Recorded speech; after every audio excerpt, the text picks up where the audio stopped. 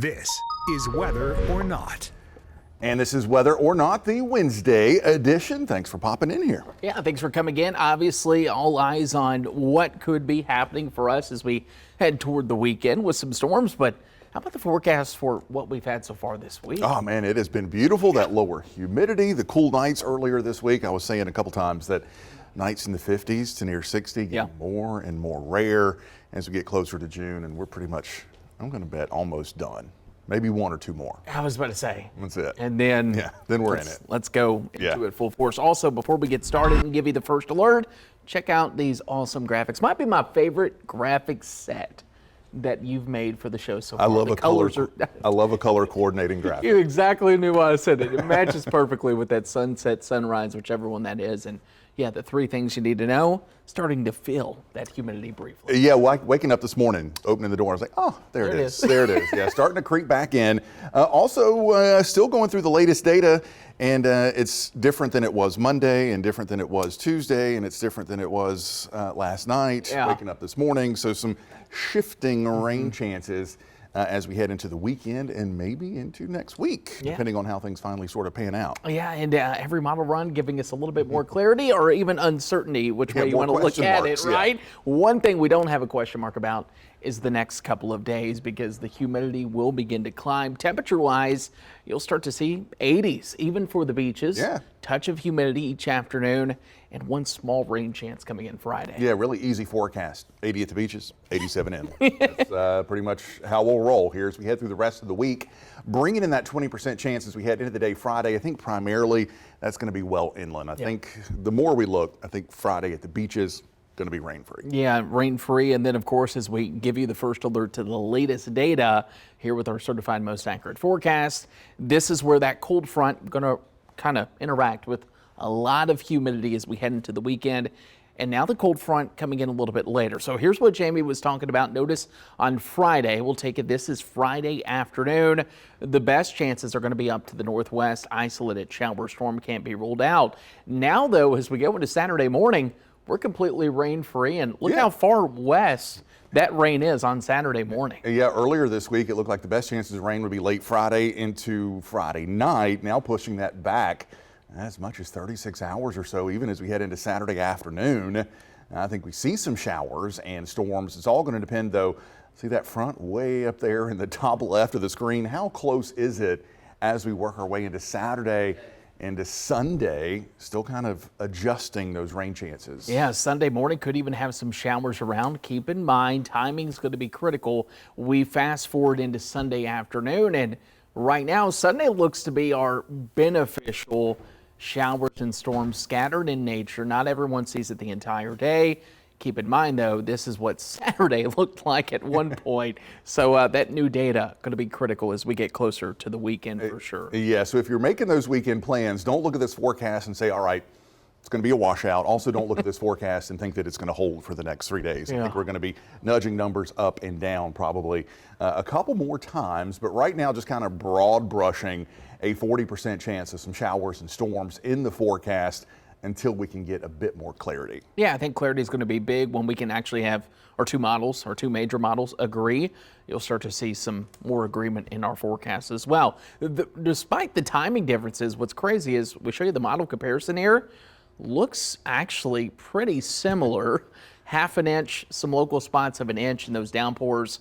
What's different is the Euro actually delays that and brings in a little bit more beneficial rain to the northwest, where the GFS speeds this system up and tries to keep the weekend a little bit more clear. GFS does tend to be a little fast. So I think as we head through the rest of the week, we'll probably see the GFS slowing down, catching up with the European until we finally get a decent little agreement between those models. But the other thing about this graphic here with the rain totals, of course, these models don't have the ability to pick out a heavy downpour on one side of town and nothing on the other side of town like we saw last week. So hopefully we can nudge rain chances up even more to where all of us can, at least over the course of the weekend, pick up some rain, but still going to be kind of a hit or miss spotty kind of thing. Yeah, and certainly not going to end our drought conditions, even no matter how much rain we will pick up. Of course, while we've been quiet and humidity and sunny, it's been a different story. Let's take you out to the Midwest and begin here coast to coast. This is in Springfield, Missouri.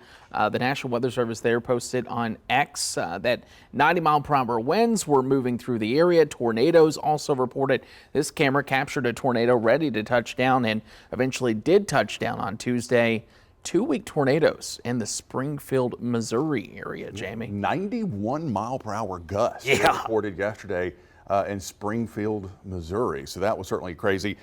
They also had 15 minutes in Springfield where winds were gusting over 70 miles per hour. Yeah, it felt more like a hurricane coming in there in some spots. So you were talking about the wind damage. It was widespread in Missouri. Tornado damage was as well. Let's go ahead and continue this in St. Louis, and you'll notice that flying debris from some of those strong winds, not only causing once again damage to cars, but look at, we have windows completely blown out of some of the vehicles there, not to mention schools also destroyed. Many of those schools actually closed or even have delayed openings this morning because of all the debris there in Missouri. Yeah, and it was a big, widespread, fast-moving line of storms. If you want to get really weather geeky here in MCS, a mesoscale convective system or mesoscale convective complex that blew through there during the day on Tuesday, producing a lot of that wind damage and isolated tornadoes. Of course, we'll take you to Oklahoma, where it wasn't just the wind. How about the flooding? A big flooding day for them as well again today in Oklahoma and Texas. But this was a view of that heavy rain from the system. We had wind in some parts of the Midwest. We also had torrential rainfall that was coming in. They were talking about rainfall rates coming down about 3.5 inches per hour in Oklahoma. Big supercells there in Oklahoma, really slow moving. Interesting thing about Lawton, Oklahoma, it's home to Fort Sill, the Army base. You think of Oklahoma, you think of everything being completely flat, and it is in 95% of the state until you get to Lawton, Oklahoma, where there's a tiny little mountain range called the Wichita Mountains. Just kind of pop up out of the middle of nowhere. Really interesting place. Oh, really That's cool. my fun fact of the day. I was going to say, I did not know that. Let's take you also to Texas. Two videos here. One, the wind that we were talking about. This is in Baylor County. The storm chaser captured this 18-wheeler being flipped. And then how about an hour later, the same storm chaser stopped the car to help rescue a driver from a flooded roadway. This just shows the resilience of the storm chaser community. And happy to see them actually doing some good out there. Of course, they're out there chasing storms, but yeah, you know, when a fellow man needs some help them out. All right, and we'll continue this one more last time, but we had two complex storms yesterday. You had one in the Midwest, but we also had one that was working up across the Ohio Valley into West Virginia and Pittsburgh, Pennsylvania. At least 2 people died after the storms ripped through the Pittsburgh area on Tuesday. They had tornado warnings. Wind gusts up in Pennsylvania got up to 75 miles per hour, bringing trees and eventually prompting tornado warnings. An area, honestly, that hasn't had many tornado warnings in the past couple of years. Yeah, Pittsburgh, not your top choice for a severe weather city, but they certainly got rocked yesterday, and there is going to be a bit more severe weather as we head through this evening and again heading into the day tomorrow. Yeah, certainly we have a level 3 risk out for portions of Texas, and then tomorrow, big, and I don't know if you saw the new update, big one. There's about 10 states in a level 2 risk. Let's go ahead and show you how this is all going to play out. We'll start with tomorrow. You'll notice this is that cluster of storms, a low pressure system going to be bringing showers and storms and the potential for wind, even an isolated tornado, even some small hail can't be ruled out as we go into your Thursday. Temperatures are ripe enough. There's enough moisture where you're holding on to some severe weather potential, no doubt. Yeah, Kentucky, Tennessee, all the way up into Ohio and Indiana potentially getting in on some of those severe storms with a lot of warmth and humidity. Those temperatures up into the lower 80s. They are helping to fuel some of those storms. Taking you up into the northeast, including there around Pittsburgh and State College.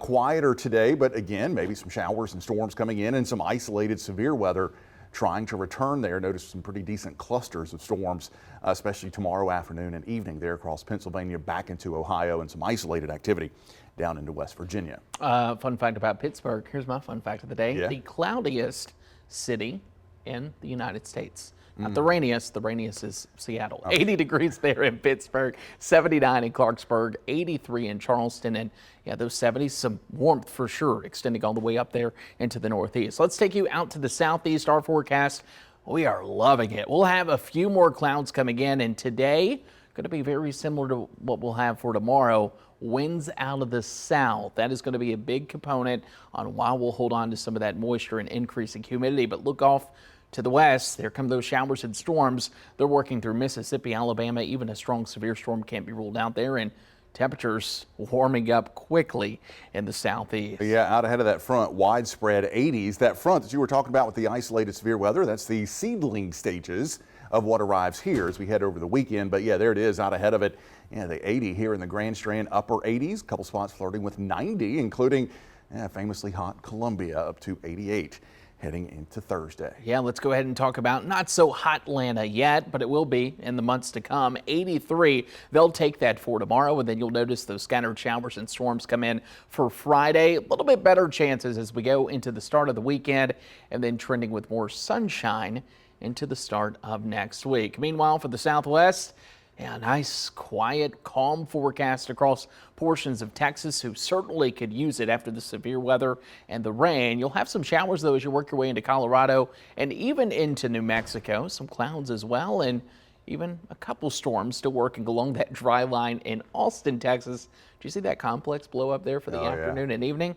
That's going to be a fun one to chase. Yeah, they've had some big baseball, seedy-sized hail there in Texas the past couple of days. Things will calm down a little bit tomorrow, but as you can see, could be, again, some isolated severe storms there in and around Austin with plenty of heat building. 90 in Austin, 92 heading into Thursday in San Antonio. Look at Del Rio down to Laredo, getting up close to 100 degrees heading into Thursday afternoon. All right, let's take it to our See It, Snap It, Send It. Our temperature extremes are, I'm already moving forward. Slow down, buddy. Let's go to our West Coast. I was over here thinking we were done. West Coast is a snooze alert. A lot of sunshine going to be taking place across Eugene all the way into portions of Sacramento. You'll notice some showers over there in the Midwest, but yeah, for us, blue skies, clear skies, if you will. Boise, 75 degrees. Beautiful weather to be out in the West Coast right now. I think we were supposed to leave out the West Coast because there was nothing happening, but we threw it in. So there you go. So yeah, there you go. Threw it in. Now we can do See It, Snap It. And there was no temperature extreme because it was, shocker, the same old Peter Sinks and our typical Rio Grande Village. All right, let's go to some more exciting weather. This is where we showcase your favorite photos. This is from last week coming in for Barbara. There were so many photos that are still coming in. This is that classic shelf look there of that severe storm. Was this one from Saturday? Oh, it could have been. I think this was the Saturday storm. Oh. Which again. Just assumed it was. No, I think it's the Saturday storm. Wow. I remember seeing that come through. That was the, again, twice in 1 week. The South Strand dealt with some big storms last week and some hail. There's, it's unusual to get hail around here. But to have it twice in 1 week in the same spot. Did you pick up on weekend rain? I meant to ask you. Did I what? Did you pick up on a weekend? 4 drops. Okay. 4 drops. We got nothing in my house. Yeah. So, Barbara. Not a drop. Look at you. Twofer right there coming in from Barbara. Let's continue this with our See It, Snap It, Send It. Literally, is this a twofer? Is this from Barbara as well? Yeah. Literally a twofer as you will look at a beautiful rainbow out there. I will admit, I've been out there trying to look to capture one and haven't seen one yet in my neck of the woods. Yeah, those storms were moving fast Saturday, and they were the perfect time of the day. Late afternoon, so the storms moved out, sun popped right back out. Perfect setup for a And nice the rainbow. tip for capturing a rainbow for people that may not know? It is very easy. Find the sun, put the sun to your back and look straight ahead. And if it's raining and the storm is just ending and the sun is out, almost guaranteed that you will see a rainbow. That way you don't have to go out and look. You don't do that. Yeah. Find the sun and put it at your back, look straight ahead. You'll see a rainbow. And you could be like Barbara and send us the photo of the rainbow. All you have to do is scan this QR code, See It, Snap It, Send It. It will take you to our First Alert Weather app. At the bottom of that app, you'll be able to submit your photo, and who knows, you might see it here on Weather or Not. Wednesday, obviously, big week ahead. Tomorrow, I'm thinking First Alert to my hometown. Big week for them. Derby happening. Forecast could be tricky up there. Thankfully, not going to be forecast. Might even be a little tricky for the Derby party here in town.